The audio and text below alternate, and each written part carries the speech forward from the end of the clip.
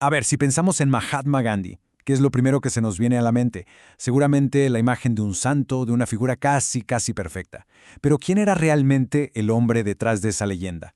Hoy vamos a asomarnos a su autobiografía, no tanto para admirar al ícono, sino para entender a la persona a través de sus propias palabras, de sus muy honestos experimentos con la verdad. Y para empezar, arranquemos con esta frase del propio Gandhi. Vaya, ¿se lo imaginaban? Esto no suena para nada al líder mundial que todos conocemos. Gandhi escribió esto en un momento de reflexión muy profunda, pensando en sus errores.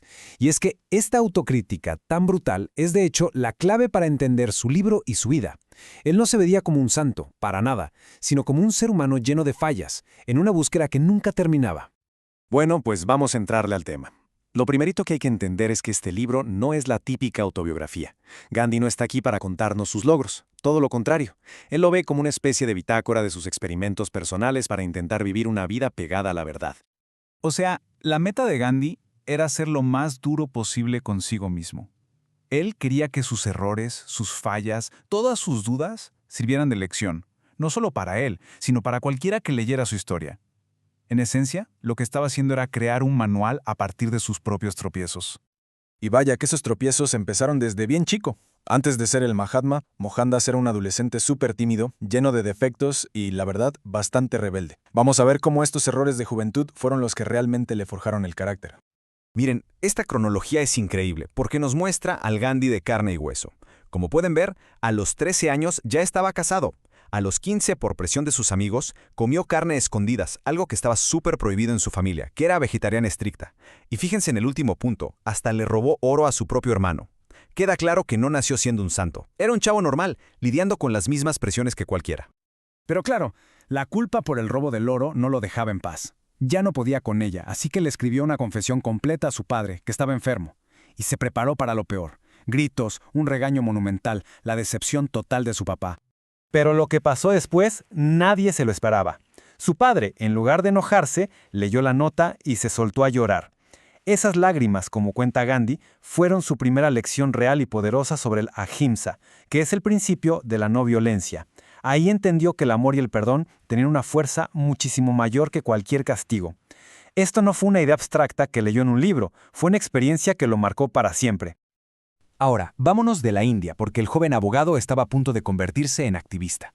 Y lo más curioso es que la gran transformación de Gandhi no ocurrió en su tierra, sino a miles de kilómetros, en Sudáfrica, donde el racismo y la injusticia le dieron un golpe de realidad brutal. Vamos a imaginarle a Senna, un joven profesionista, educado en Londres, orgulloso de su estatus, compra su boleto de primera clase como le correspondía, y se sienta esperando un viaje tranquilo. Pero, como se podrán imaginar, esa calma no duró mucho.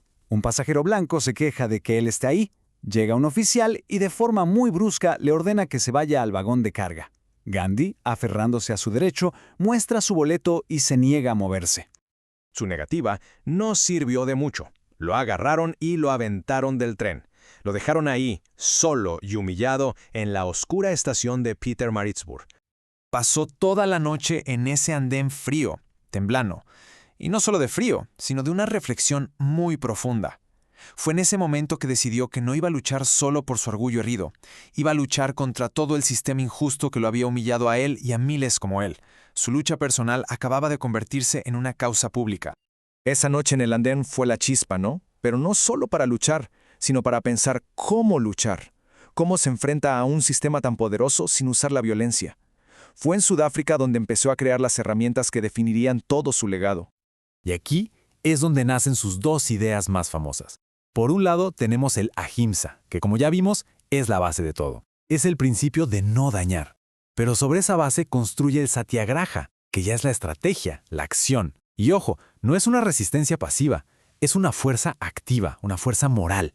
Gandhi le llamaba la fuerza de la verdad, una forma de confrontar la injusticia con boicots, marchas pacíficas o desobediencia civil. Y que no se quede en una idea bonita, ¿eh? El satyagraha era todo un método súper disciplinado con pasos muy claros, como los que estamos viendo. Primero, servir a la comunidad para ganarse su confianza. Segundo, investigar a fondo para tener la verdad de tu lado. Tercero, un autocontrol personal increíble, y solo entonces se podía aplicar esa presión amorosa para buscar un cambio. Bueno, después de 21 años fuera, Gandhi regresa a la India convertido en un héroe y con una filosofía ya probada.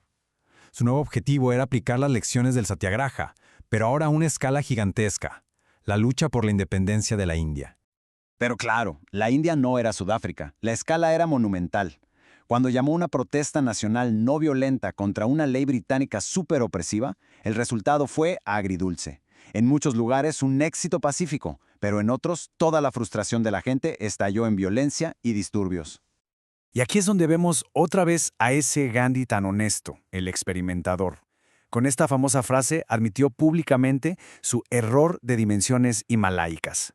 Se dio cuenta de que la gente no estaba preparada, no tenían la disciplina de la no violencia y su enojo, con justa razón, se desbordaba.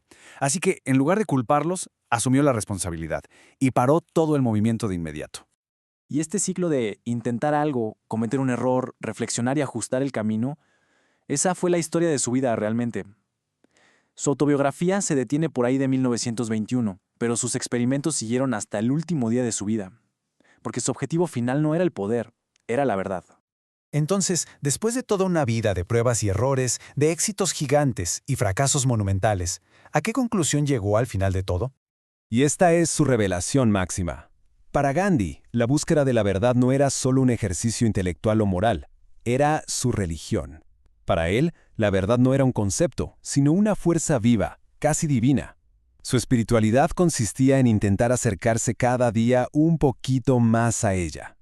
Al final, la historia de Gandhi no es la de un santo, sino la de un científico del alma, un hombre que usó su propia vida como un laboratorio para experimentar con la verdad.